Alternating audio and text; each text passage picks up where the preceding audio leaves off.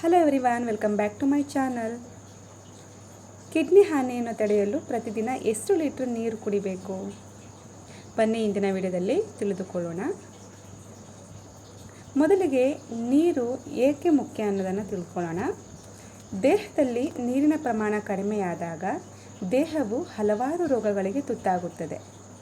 ಪ್ರತಿದಿನ ಸರಿಯಾದ ಪ್ರಮಾಣದ ನೀರನ್ನು ಕುಡಿಯೋದ್ರಿಂದ ದೇಹದ ಚಯಾಪಚಯವನ್ನು ಸುಧಾರಿಸುತ್ತದೆ ಮತ್ತು ಹಸಿವನ್ನು ನಿಯಂತ್ರಿಸಲು ಸಹಾಯ ಮಾಡುತ್ತದೆ. ದೇಹದ ಪ್ರಮುಖ ಅಂಗವಾದ ಮೂತ್ರಪಿಂಡಗಳ ಆರೋಗ್ಯಕ್ಕೆ ಸಾಕಷ್ಟು ನೀರು ಕುಡಿಯುವುದು ಬಹಳ ಅವಶ್ಯಕ. ನೀರಿನ ಸಹಾಯದಿಂದ ಮೂತ್ರಪಿಂಡದ ಕಾರ್ಯವು ಸುಧಾರಿಸುತ್ತದೆ ಮತ್ತು ದೇಹದಲ್ಲಿ ಸಂಗ್ರಹವಾದ ವಿಷವನ್ನು ತೆಗೆದುಹಾಕುತ್ತದೆ. ಹಾಗಾದರೆ ಎಷ್ಟು ಲೀಟರ್ ನೀರು ಅಗತ್ಯ?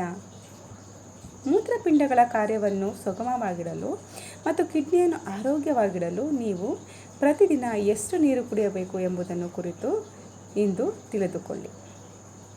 2ರಿಂದ 4 ಲೀಟರ್ ನೀರನ್ನು ನೀವು ಪ್ರತಿದಿನ ಕುಡಿಯಬೇಕಾಗುತ್ತೆ.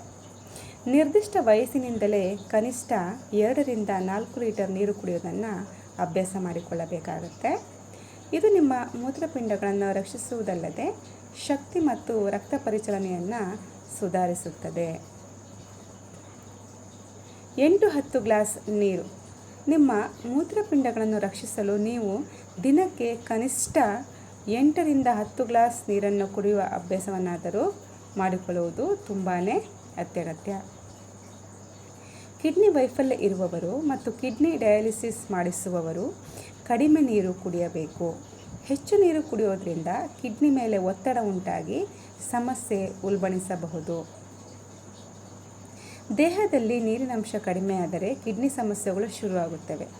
ನಿಮಗೆ ಮೂತ್ರಪಿಂಡದ ಸಮಸ್ಯೆಗಳಿದ್ದರೆ ಎಷ್ಟು ಲೀಟರ್ ನೀರನ್ನು ಕುಡಿಯಬೇಕು ಎಂದು ನಿರ್ಧರಿಸುವ ಮೊದಲು ವೈದ್ಯರನ್ನು ಸಂಪರ್ಕಿಸಿ ಸಲಹೆಗಳನ್ನು ಪಡೆಯಿರಿ. ದಿನದಲ್ಲಿ ನಿರ್ದಿಷ್ಟ ಪ್ರಮಾಣದ ನೀರನ್ನು ಕುಡಿಯದಿದ್ದರೆ ಆರೋಗ್ಯ ಸಮಸ್ಯೆಗಳು ಶುರುವಾಗುತ್ತವೆ. ಕಡಿಮೆ ನೀರು ಕುಡಿಯುವುದು ಮೂತ್ರಪಿಂಡಗಳ ಕಲ್ಲುಗಳ ಅಪಾಯವನ್ನು ಹೆಚ್ಚಿಸುತ್ತೆ.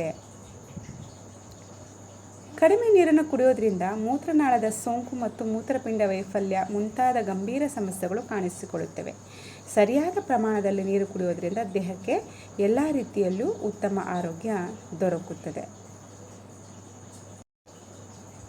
ವಿಡಿಯೋ ಯೂಸ್ಫುಲ್ ಅನಿಸಿದ್ರೆ ಪ್ಲೀಸ್ ಒಂದು ಲೈಕ್, ಶೇರ್, ಕಮೆಂಟ್ ಮಾಡಿ. ಹಾಗೆ ನನ್ನ ಚಾನಲ್ನ ಸಬ್ಸ್ಕ್ರೈಬ್ ಮಾಡ್ಕೊಳ್ಳಿ ಅಂತ ಹೇಳ್ತಾ thanks for watching. See you in the next video.